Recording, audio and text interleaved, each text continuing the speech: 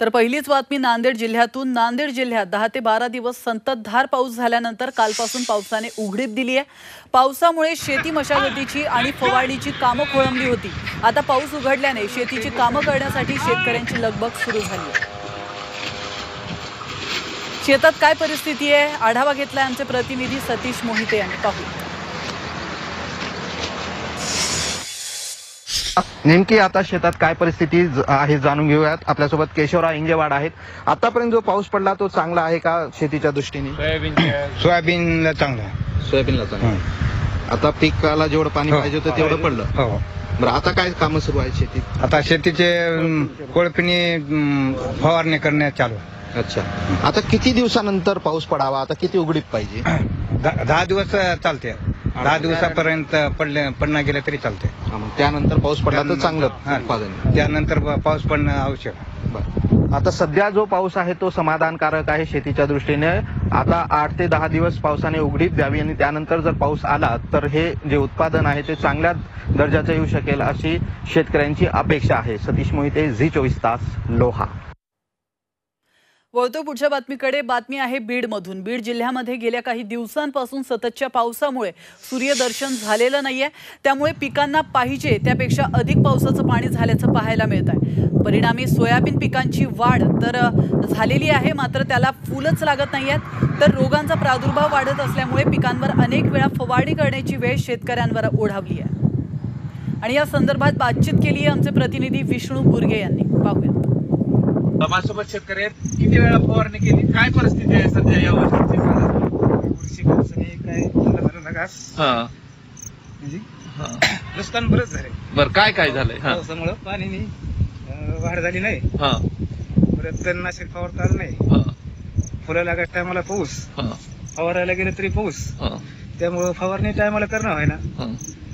परत दरवर्षी किती फवारणी करावी लागते, या वर्षी कशी? दरवर्षी एक फवारणी केली तरी बस व्हायचं, यंदा 2 फवारणी करून मी भागत नाही। बरं, त्यामुळं जर सूर्यदर्शनाची प्रतीक्षा सर्व शेतकऱ्यांना आहे असंच म्हणावं लागेल। त्यामुळे फवारणी जी आहे ती 1-2 होत होत्या, यावर्षी ती जी फवारणी आहे अनेक वेळा शेतकऱ्यांना करण्याची वेळ आलेली आहे। 24 तास बीड।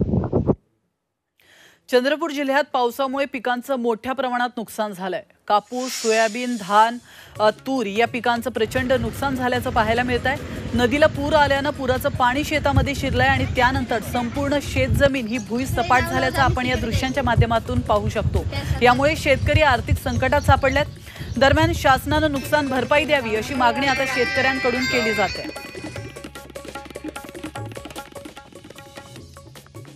अंधारी नदीला पूर आल्यामुळे भरपूर शेतीचे नुकसान झाले। आमच्या शेतीतले काकड्या कुंडासकट वाहून गेले। धान, पराठी आणि मच्छी तलाव फुटल्यामुळे आम्हाला बहुत नुकसान झाले। काकडीचा पीक गेला, धान गेला, पराठी गेली, मच्छीचा खड्डा सुद्धा गेला।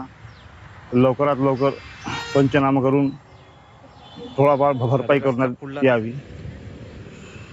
यवतमाळमध्ये वाघाडी नदीच्या पुराचं पाणी शेतामध्ये शिरल्यामुळे शेतकऱ्यांचं मोठ्या प्रमाणात नुकसान झालंय। यामुळे प्रशासनाने नुकसानग्रस्त शेतकऱ्यांना नुकसान भरपाई देण्यात यावी असे निर्देश येथील आमदारांनी यावेळी केले।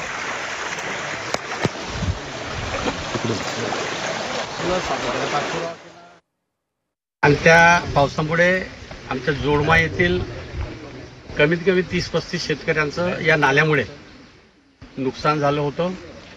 त्यामुळे आज शासन आणि प्रशासन मिळून नोंद केली। तहसीलदार मोद्यांनी तात्काळ पंचनामे करून विशेष बाब म्हणून यांना शासन दरबारी पत्रव्यवहार करून तात्काळ त्यांना अर्थसहाय्य व्हावं अशी अपेक्षा। तात्काळ नाला खोलीकरण आणि रुंदीकरण होण्यासाठी सर्व मंजुरात झालेली आहे, टेंडरही झालेलं आहे। कदाचित 2 दिवसामध्ये वर्क ऑर्डर मिळेल, तात्काळ त्या कामाला सुद्धा सुरू होईल। महाराष्ट्र ग्रामीण रोजगार हमी योजनेअंतर्गत आता बांबू लागवडीसाठी हेक्टरी 7 लाख रुपये अनुदान मिळणार आहे। सोलापूर जिल्ह्यामध्ये वन विभाग, सामाजिक वनीकरण, कृषी विभाग आणि तालुका पंचायत समितीला बांबू लागवडीसाठी लक्ष्यांकित केलंय। जिल्ह्यामध्ये 400 हेक्टर बांबू लागवडीचं उद्दिष्ट असून या शासकीय योजनेचा जास्तीत जास्त शेतकऱ्यांनी लाभ घ्यावा असं आवाहन कृषी विभागाच्या वतीनं करण्यात आलंय।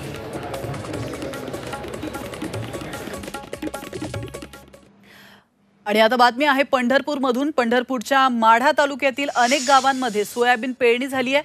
मागील आठवड्यात पाऊस चांगला झाल्याने सोयाबीन पीक चांगलंच आलं होतं, मात्र बदलत्या हवामानामुळे सोयाबीन पीक धोक्यात देखील आलं होतं। पिकावर कीड अळीचा प्रादुर्भाव होऊ लागला आहे आणि या अळ्या पानाचा हिरवा भाग खात असल्यामुळे पाने वाळू लागली आहेत। त्यामुळे सोयाबीनचं नुकसान होत असून शेतकरी चिंताग्रस्त झालेत।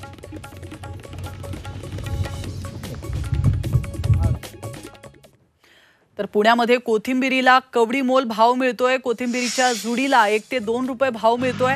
त्यामुळे संतप्त शेतकऱ्याला उभ्या कोथिंबिरीच्या शेतामध्ये ट्रॅक्टर फिरवण्याची वेळ आली।